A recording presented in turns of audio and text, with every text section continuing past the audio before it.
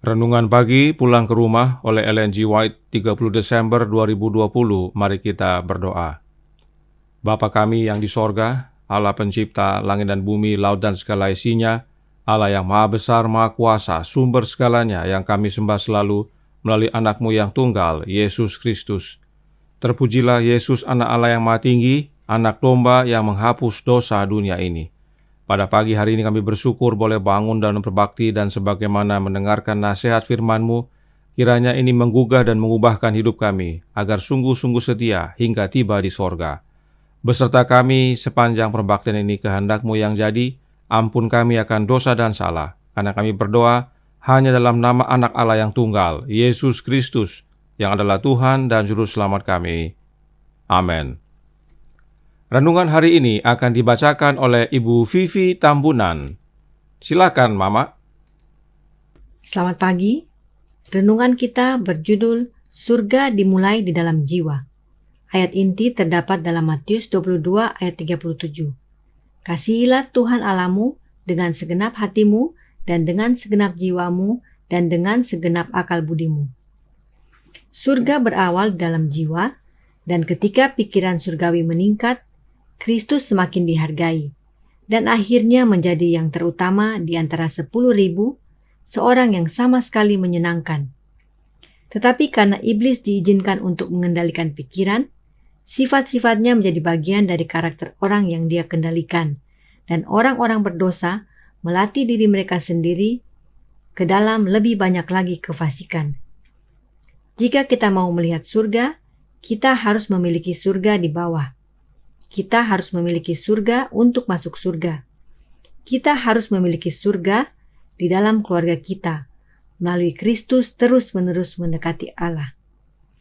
Kristus adalah pusat daya tarik yang besar, dan anak-anak Allah bersembunyi di dalam Kristus, bertemu dengan Allah, dan ada dalam makhluk ilahi.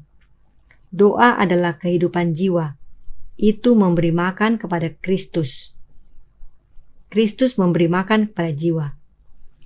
Itu memalingkan wajah kita sepenuhnya menuju matahari kebenaran. Saat kita mengarahkan wajah kita ke arahnya, Dia mengarahkan wajahnya ke arah kita. Dia rindu memberi kita rahmat ilahi. Dan ketika kita mendekat kepada Allah dengan keyakinan penuh iman, konsep spiritual kita dipercepat. Kita tidak kemudian berjalan dalam kebutaan, meratapi kemandulan rohani kita. Karena dengan pencarian firman Allah yang tekun dan penuh doa, kita menerapkan janji-janjinya yang kaya kepada jiwa kita. Para malaikat mendekat ke sisi kita, dan musuh dengan berbagai perangkatnya terdorong mundur. Doa adalah kekuatan jiwa, namun pelaksanaan ini sayangnya disia-siakan.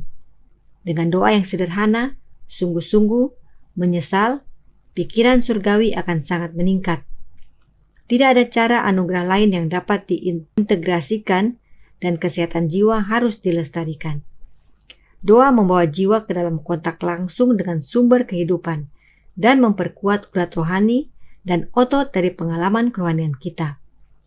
Karena kita hidup oleh iman, melihat Dia yang tidak kelihatan, dengan mengabaikan pelaksanaan doa atau terlibat dalam doa secara tidak tetap, kadang-kadang karena dianggap nyaman, maka Anda kehilangan hubungan Anda dengan Tuhan. Kehidupan Kristen menjadi kering dan kemampuan rohani tidak memiliki vitalitas. Pengalaman religius tidak memiliki kesehatan dan kekuatan. Ada kecenderungan yang berkembang untuk menggantikan tulisan manusia dan ucapan untuk firman Allah.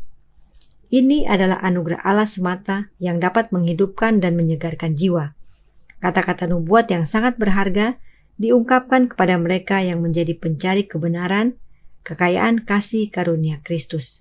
Signs of the Times, 31 Juli 1893. Terima kasih. Terima kasih atas penata-layanan Ibu Vivi. Tuhan Yesus memberkati.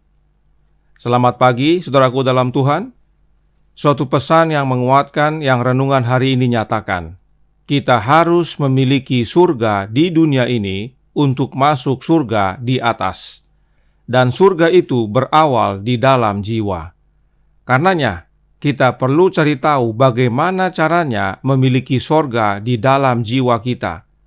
Mari kita ikuti rangkaian penjelasan roh nubuat berikut ini dan perhatikan fokusnya.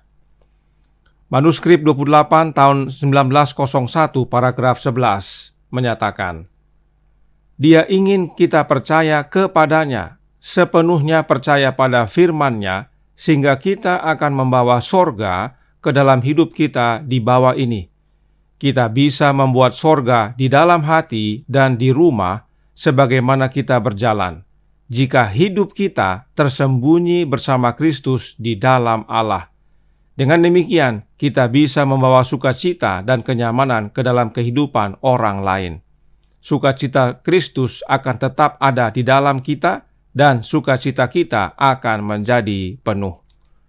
Kita bisa memiliki sorga di dunia ini, yaitu di dalam hati kita dan di rumah kita, jika hidup kita tersembunyi bersama Yesus di dalam Allah, yaitu Bapa-Nya. Jadi mau memiliki sorga di dunia ini, hiduplah bersama Yesus. Kemudian dalam Membina Kehidupan Abadi, halaman 324, paragraf 3, Nyonya White menyatakan, kepada pengikut-pengikutnya yang setia, Kristus telah menjadi sahabat sehari-hari dan sahabat yang erat. Mereka telah hidup dalam hubungan yang erat, dalam hubungan yang tetap dengan Allah. Ke atas mereka kemuliaan Tuhan telah bangkit. Dalam mereka terang dari pengetahuan tentang kemuliaan Allah pada wajah Yesus Kristus telah dipantulkan. Mereka yang memiliki sorga dalam hati adalah mereka yang menjadikan Kristus sahabat mereka yang erat setiap hari, bukan selang-seling. Kemuliaan Allah terpantul dalam kehidupan kita karena Kristus bersama kita setiap hari. Dan bila Yesus bersama kita setiap hari, maka Testimonies for the Church volume 3 halaman 539 paragraf 1 berkata, seharusnya rumah tangga dijadikan sebagaimana arti yang dikandung dalam perkataan itu. Rumah tangga itu harus menjadi satu surga kecil di atas dunia ini. Satu tempat di mana cinta kasih dipertumbuhkan, gantinya ditindas dengan sengaja. Kebahagiaan kita bergantung atas pemeliharaan cinta kasih, belas kasihan, dan ramah tamah yang benar terhadap satu dengan yang lain. Bagaimana caranya agar rumah kita menjadi surga kecil di dunia? Membina Keluarga Bahagia, halaman 14 paragraf 2 berkata, tipe surga yang paling manis ialah rumah tangga di mana Roh Tuhan menjadi kepala. Kalau kehendak Allah digenapi, suami dan istri menghormati satu dengan yang lain, maka akan mempertumbuhkan cinta kasih dan kepercayaan. Roh Tuhan siapakah yang dimaksudkan oleh roh nubuat? Yang dimaksudkan adalah Roh Tuhan Yesus. Masih dalam buku yang sama, Nyonya White menuliskan, Membina Keluarga Bahagia, halaman 17 paragraf 7, yang menyatakan, pekerjaan pertama yang harus dilakukan dalam rumah tangga Nasrani ialah untuk memperhatikan apakah Roh Kristus sudah ada di dalamnya, supaya tiap-tiap anggota rumah tangga itu dapat memikul salibnya dan mengikut kemana saja Yesus pergi. Kehadiran Roh Kristus dalam rumah tangga yang menjadikan rumah tangga itu surga kecil di dunia. Kembali fokusnya adalah Yesus Kristus. Selanjutnya perhatikan kutipan berikut ini yang diambil dari Kerinduan Segala Zaman, buku pertama, halaman 356 paragraf 2, yang menyatakan, bila mana melalui Yesus kita masuk ke dalam sentosa, maka sorga mulai di sini. Kita menyambut undangannya, mari belajarlah kepadaku, dan dalam hal yang demikian kita memulai hidup kekal. Sorga ialah suatu pendekatan yang tiada hentinya kepada Allah melalui Kristus. Bila mana kita menerima perhentian di dalam Yesus, sorga mulai dalam hidup kita. Kenapa? Karena Yesus berkata, tidak ada seorang pun yang datang kepada Bapa kalau tidak melalui aku. Yohanes 14 ayat 6. Dan terus-menerus mendekati Bapa melalui Yesus, anaknya, itulah sorga. Tidak heran, saat Yesus berdoa, dia berkata, inilah hidup yang kekal itu, yaitu bahwa mereka mengenal Engkau satu-satunya Allah yang benar, dan mengenal Yesus Kristus yang telah Engkau utus. Yohanes 17 ayat 3. Sebab sorga adalah mendekati Bapanya melalui anaknya. Jadi, untuk menerima hidup kekal dan untuk memiliki sorga dalam dunia ini, dalam hidup ini, hanyalah dengan cara datang kepada Bapa melalui anaknya Yesus Kristus. Cukup Bapa dan anaknya, maka kita memiliki hidup yang kekal dan sorga menjadi bagian kita. Itu sebabnya Roh Nubuat menyatakan dalam Heaven halaman 170 paragraf 4. Dia yang menerima Kristus oleh iman, yang hidup memiliki hubungan yang hidup dengan Allah, dia membawa bersamanya suasana sorga yang merupakan kasih karunia Allah, harta yang tidak dapat dibeli dunia. Mereka yang menerima Kristus oleh iman mempunyai hubungan yang hidup dengan Bapa, sebab memang Yesuslah satu-satunya jalan kepada Bapa. Dan dengan demikian menerima Kristus, dan dengan menerima Kristus maka surga menjadi bagian kita. Sebab Yesus membawa suasana surga bersamanya. Berulang-ulang fokusnya adalah Yesus. Mau memiliki surga di dunia ini, mau memiliki surga dalam jiwa kita, miliki Kristus dalam hidup ini, dalam hati kita, yaitu melalui kehadiran Roh-Nya, Roh Kristus. Nyonya White menuliskan dalam suratnya, surat nomor 37 tahun 1887 paragraf 26 yang berkata, kita membutuhkan Yesus yang tinggal di dalam hati, suatu sumber air kehidupan yang konstan. Mata air yang mengalir dari mata air kehidupan akan menjadi murni, manis dan sorgawi. Kemudian cita rasa sorga akan diberikan kepada yang rendah hati. Yesus digambarkan sebagai sumber air kehidupan, dan bila kita memiliki Kristus dalam hati kita, maka sumber air kehidupan itu menjadi bagian kita, dan dari dalam hati kita mengalir aliran-aliran air hidup. Inilah sebabnya Yesus berkata dalam Yohanes 7 ayat 38 dan 39 yang berbunyi, barang siapa percaya kepadaku seperti yang dikatakan oleh kitab suci, dari dalam hatinya akan mengalir aliran-aliran air hidup. Yang dimaksudkannya ialah roh yang akan diterima oleh mereka yang percaya kepadanya. Sebab roh itu belum datang karena Yesus belum dimuliakan.